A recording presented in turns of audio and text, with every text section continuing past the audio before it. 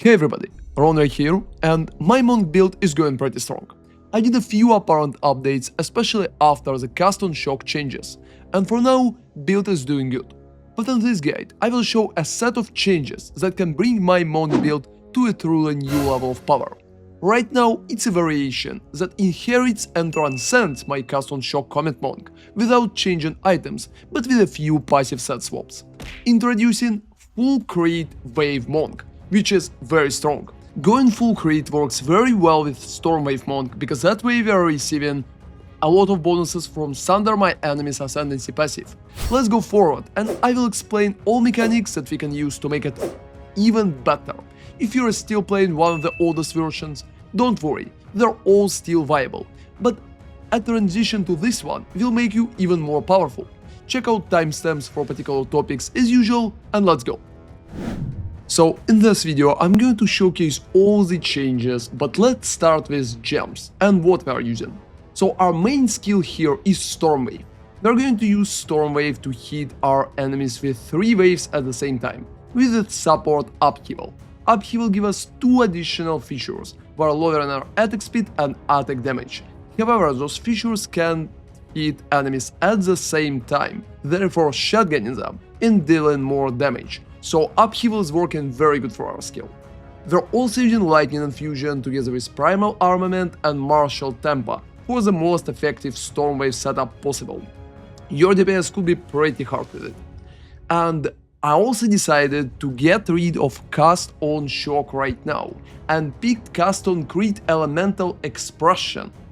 Elemental Expression is the skill that you are receiving from the Scatter Them to the Wind Ascendancy passive, and it's working pretty good as a support skill. Those are cool cold waves that are flying around when I'm hitting enemies, as you can see in the gameplay. So moving back to the gems, for Elemental Impression we're going to use Concentrated Effect, Wild Shards, Rising Tempest and Scatter Shot. All of them are providing additional damage and additional convenience for the skills. Since we dropped Cast on Shock, right now we have a lot of free spirit.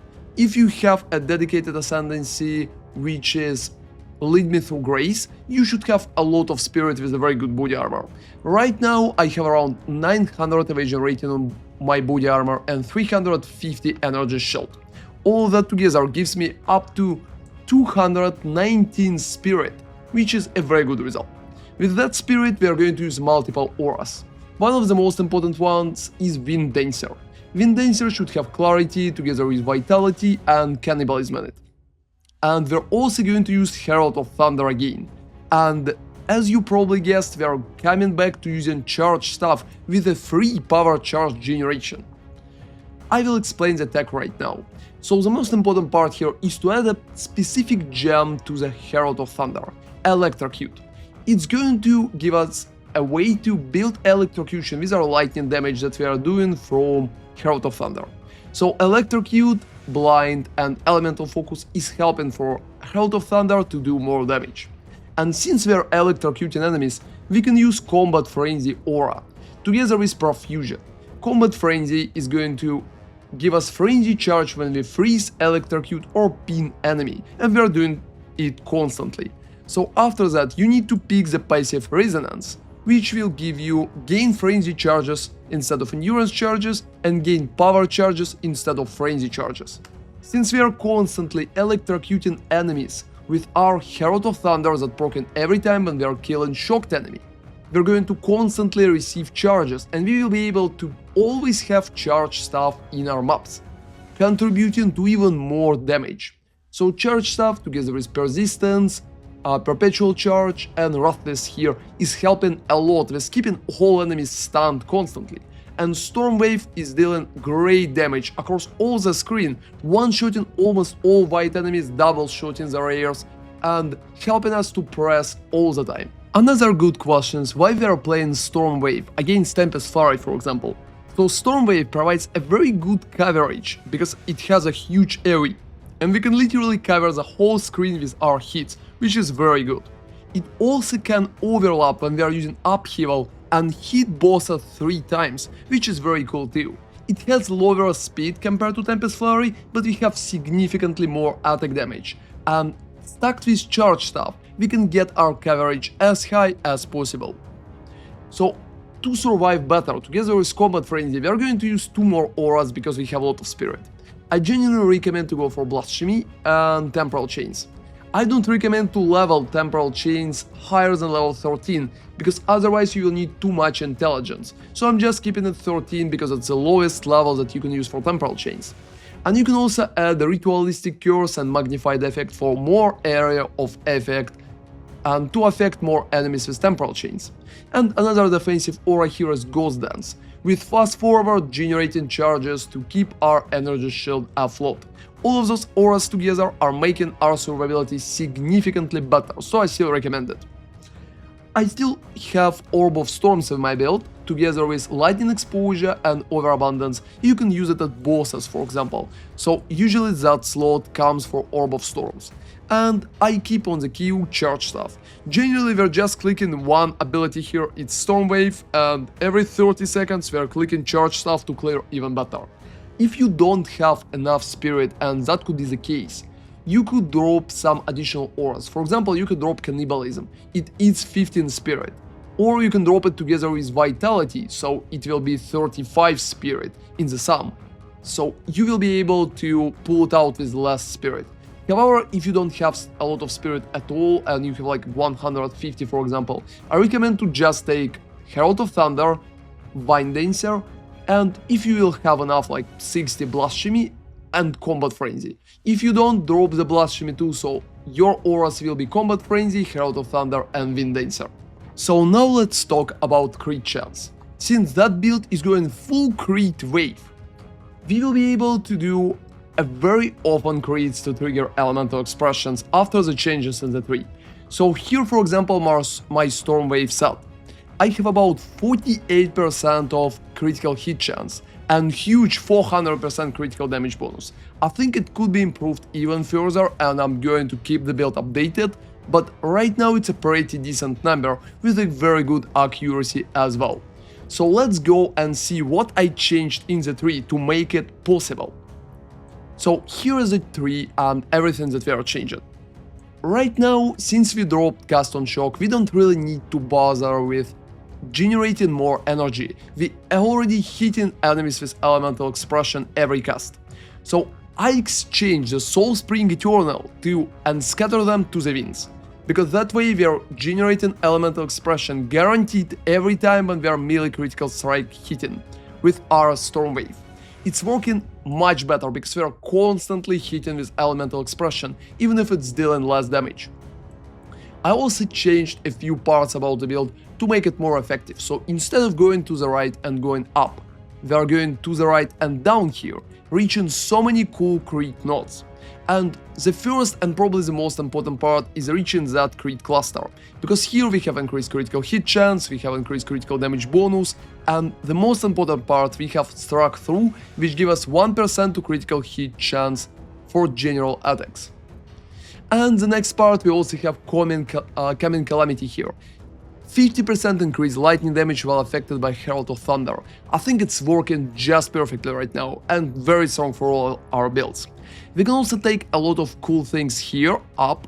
We can take Martial Artistry for critical damage bonus, we can take Virulent Assault for attack speed, and we can get a lot of defenses from one with the River, together with some stun build-ups, that way we are stunning bosses significantly faster. So we also have Serrated Aegis for even more critical hit chance and more attack damage against rares and uniques. And here the very important part is Falcon Technique. It provides us with increased attack speed per 15 dexterity, since we can reach up to 150 dexterity without a lot of issue. I have 130 right now, but I'm pretty close. It can give up to 10% of additional attack speed, which is very nice. We are still having shock magnitudes and we are making our shock pretty apparent. It can go up to 40% of additional damage on enemies. We are also taking resonance and all possible crit nodes in the vicinity. So critical exploit, for example, we're also taking deadly force, we're taking true strike, and literally everything about critical hit chance. So talking more about that, I still think that conservative casting is absolutely mandatory, because otherwise our skill will cost too much mana, and it's not what is viable for us. However, if you feel like you have too much mana and you don't really need it, you can drop those 3 points and invest it elsewhere. We also don't really use Spellblade anymore because we don't really cast spells, and it will give us a chance to invest even deeper into critical. Our survivability is already nice, but when we'll have more points, we can go for Bestial Skin for more evasion and take Enhanced Reflexes too, and those are probably the points that I'm going to invest further after it. So that setup gives us a lot of critical hit chance, it gives us a lot of additional attack damage, and we still keeping huge shock from the hits. That way we can literally clear the screen with 1 or 2 casts of Storm Wave, and it's working so good right now. And we also have a potential to boost our defenses even further. Another important part is our Sapphire Jewels. So right here I recommend to go for critical hit chance and critical damage bonus at the same time. Those could be pretty expensive, but they're providing a lot of additional damage and working very good with a critical oriented build. And another important part is here. We can get 1 Ruby Crystal with gain 1 Rage on melee hit. And Rage is very important for the build because that way we'll have more attack damage. So as you can see, Rage can stack up to 30, providing 30% of more attack damage overall. It helps against the bosses, it helps with clearing, and it's working so good overall too. And the next part that I want to address in that video are items. Since we are going full crit, items are playing a very big role and we need crit everywhere where we can get it. So for example on my helmet here, I have 34% increased critical hit chance and it's working just amazing. I also have a critical hit chance on my amulet, and I recommend to take like critical hit chance and critical damage bonus at the same time here. If you can get some additional life, it would be nice, but if you don't have it, don't worry about it. For the rest of the items we're just stocking resistances, so here are my boots for example, and as the gloves I recommend to take attack speed because it's going to make our build significantly more comfortable. And the last part is our weapon. I'm currently using such weapon with critical damage bonus. However, if you can find a weapon with critical hit chance percentage too, it's going to be just perfect because it's going to increase our critical hit chance significantly. So I definitely recommend to try and find one, if you will be able to get one with high physical and high lightning damage. So all of it leads to a very good critical hit chance on almost all the skills, reaching up to 50% and huge critical damage bonus. That way we need 2 hits for most of the enemies. First hit is shocking the enemy and should crit to get our some additional bonuses, and the second hit, if it's critical, it's killing enemy immediately. We don't need to do anything else except using our charge staff every 30 seconds that we barely have for additional damage, and clicking Storm Wave consistently, clearing the screens without any issues. So talking about our defenses, we're mostly relying on evasion rating right here, together with energy shield. Most of it should protect us pretty good, and around 1000 mana should be enough to cast our skills in almost all cases. I think getting more spirits than 200 would be a great idea too, and I will experiment with it a little more, so stay tuned for further updates. Generally, just more evasion and energy shield should help us a lot. Getting more resistances is important too. I'm currently around 70% for all of my resistances, and I really want to boost them further, so we'll probably exchange some of my items, probably boots, to boost it even further too. That way when we will reach capped resistances, only chaos will still be a problem. Getting some additional life regeneration, especially with vitality, could be a great way to stay alive a little longer.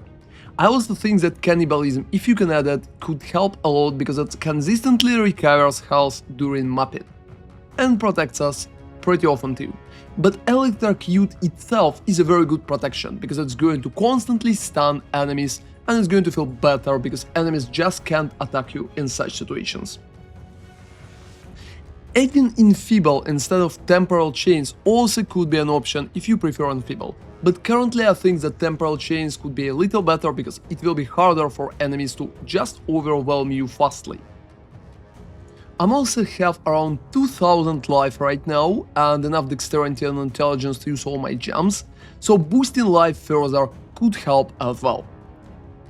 And as a charm, I'm using one that grants immunity to freeze, because I think being frozen is a very big problem and it could lead to your very fast demise in some maps. However, I recommend to swap it if you're going against particular enemy or if you need protection from bleeding.